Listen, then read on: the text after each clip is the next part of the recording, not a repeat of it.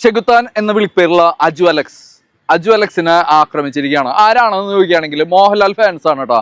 ഇതുവരെ മോഹൻലാൽ പുറത്തേക്ക് വന്നിട്ട് എൻ്റെ സുഹൃത്തുക്കളെ, എൻ്റെ ആരാധകരെ, നിങ്ങൾ ആക്രമിക്കരുത്, ഇവിടെ എല്ലാവർക്കും വ്യക്തി സ്വാതന്ത്ര്യമുണ്ട്, അവരുടെ വ്യക്തി സ്വാതന്ത്ര്യത്തിൽ അവർ വ്യക്തിത്വം ഹനിക്കുകയോ അല്ലെങ്കിൽ വ്യക്തി അധിക്ഷേപം നടത്തുകയോ ചെയ്തിട്ടുണ്ടെങ്കിൽ നിങ്ങൾ കോടതിയിൽ പോയിട്ട് അതിന്റെ നിയമസഹായം നേടേണ്ടതാണ് എന്ന് ഈ പറയുന്ന കലാകാരൻ ഒരിക്കലും പറയില്ല.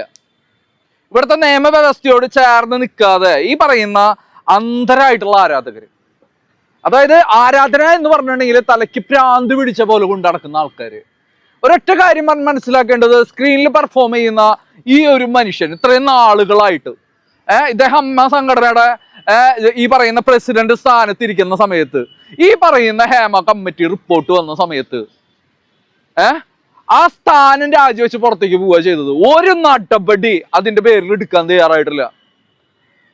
ഈ പറയുന്ന സ്ത്രീകൾ അഭിമുഖീകരിക്കുന്ന പ്രശ്നം എന്ന് പറയുന്നത് പ്രൊഫഷണൽ മേഖലകളില് സ്ത്രീകൾ അഭിമുഖീകരിക്കുന്ന പ്രശ്നങ്ങളാണ് ഹേമ കമ്മിറ്റി റിപ്പോർട്ടിലുള്ളത്.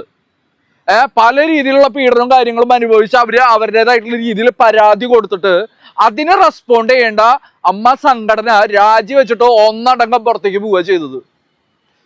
ഇപ്പോ ഈയിടെയായിട്ട് എന്തുണ്ടായത്? സ്ത്രീകൾ ഒന്നടങ്കം വീണ്ടും രാജിവെക്കുകയാണ് ചെയ്തിട്ടുള്ളത്. ഈ സംഘടന എന്ന് പറയുന്നത്, അമ്മ എന്ന് പറയുന്ന ഒരു സംഘടന, നമ്മുടെ തിലകൻ ഓൾറെഡി പറഞ്ഞു വെച്ചിട്ടുള്ള ഒരു കാര്യമുണ്ട്. എന്താന്ന് പറഞ്ഞിട്ടുണ്ടെങ്കിൽ ഇതൊരു മാഫിയാണ്. ഏത് രീതിയിലുള്ള മാഫിയാണ്? ഞങ്ങൾ മതി, ഇനി പുറത്തുനിന്ന് ആരും വേണ്ട എന്നുള്ളതാണ്. ഇവിടെ ഒരു പുതുമുഖത്തിന്റെ ഒരു സിനിമ വരുമോ? പുതുമുഖത്തിന്റെ ഒരു സിനിമ എന്ന് പറഞ്ഞിട്ടുണ്ടെങ്കിൽ ലീഡിങ്ങിലുള്ള ഏതെങ്കിലും ആൾക്കാർ പ്രൊഡ്യൂസ് ചെയ്യണം. അല്ലാതെ ഒരു പുതുമുഖ പ്രൊഡ്യൂസർ വന്നു കഴിഞ്ഞിട്ടുണ്ടെങ്കിൽ, പുതിയൊരു പ്രൊഡ്യൂസർ വന്നു കഴിഞ്ഞിട്ടുണ്ടെങ്കിൽ അവനിവിടെ തിയേറ്റർ കിട്ടില്ല. ഇവര് വിളിച്ച് ചോദിക്കും, അതാരെയാണ് സിനിമ, ആരാണ് അവൻ എന്ന് ചോദിക്കും. കൊറോണ സമയത്താണ് OTT പ്ലാറ്റ്ഫോം സക്സസ് ആയത്. ആ സമയത്തും എന്ന് പറഞ്ഞിട്ടുണ്ടെങ്കിൽ പുതിയ ആൾക്കാർക്ക് കൂടുതലായിട്ട് OTT പ്ലാറ്റ്ഫോമിലേക്ക് വരാൻ തുടങ്ങി കഴിഞ്ഞു കഴിഞ്ഞപ്പോ വീണ്ടും ആ ഒരു സ്പേസും കൂടി ഹൈജാക്ക് ചെയ്തു.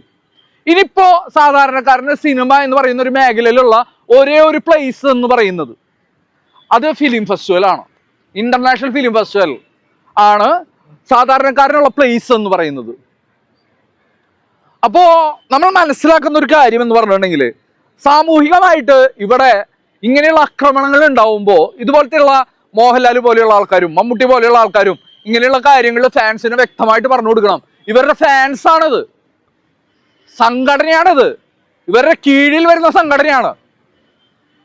ഈ പറയുന്ന മോഹൻലാൽ ആളെ വിട്ട് തല്ലിച്ചിട്ടുള്ളതാണോ എന്നുള്ളത് വേറെ രീതിയിൽ പരിശോധിക്കണം. ഇതെന്തായാലും കേസ് കാര്യങ്ങളൊക്കെ കൊടുത്തിട്ടുണ്ട്. ഈ പറയുന്ന ആൾക്കാര് തുടർന്ന്, അതായത് എടപ്പള്ളി ആ ടോൾ പാലത്തിന്റെ അവിടുന്ന് തല്ലുകയും അത് കഴിഞ്ഞ് മെഡിക്കൽ കോളേജിന്റെ അവിടേക്ക് ഇവരെ ഫോളോ ചെയ്തു പോവുകയും ആ മെഡിക്കൽ കോളേജിൽ നിയമവിരുദ്ധമായിട്ട് സിഗരറ്റ് വലിക്കുകയാണ് ചെയ്തിട്ടുള്ളത്. അതും അവരുടെ വാഹനം നോക്കുകയാണെങ്കിൽ പൊല്യൂഷൻ സർട്ടിഫിക്കറ്റ് പോലും ഇല്ല. അതായത് പൊല്യൂഷൻ പോലും ഇല്ലാതാണ് നിരത്തിൽ ഓടിക്കൊണ്ടിരിക്കുന്നത്. അതായത് നിയമത്തിനെ ബേസ് ചെയ്തിട്ട് യാതൊരു ബോധവും ഇല്ലാത്ത ആൾക്കാർ.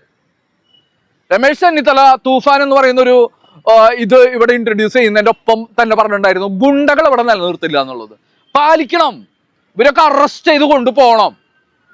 തമിഴ്നാടൊക്കെ ഇപ്പൊ തമിഴ്നാടാണ് ജനങ്ങൾ ഇപ്പൊ ഫോക്കസ് ചെയ്തുകൊണ്ടിരിക്കുന്നത്. കാരണം അവിടെ പെട്ടെന്നാണ് നീതി നടപ്പിലാക്കുന്നത്, 1-2 ആഴ്ചയ്ക്കുള്ളിൽ.